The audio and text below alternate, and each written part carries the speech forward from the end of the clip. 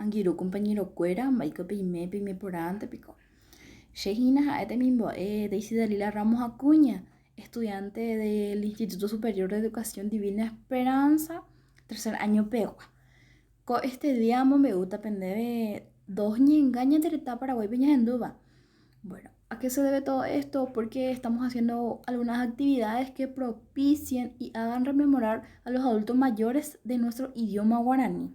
Acuerdo entender por natal de ya se va a cuera porque oñe ponaba con la guaranime. Ya cuando es el añe por ahí pero ñañija. Bueno, la ñi engaje y pecha. Ya a comundo y apuape he itarabeca guape. O mañana en duca tu ñanderoga y pi tera opaba baby con añinga. A la otro hei lo antes posible hei moría ju cartas. Pega tu conocido vendema. Bueno, a la pechera en tus agüeres. Espero que estén bien, que se tomen las medidas preventivas necesarias. Allá yo topa llega a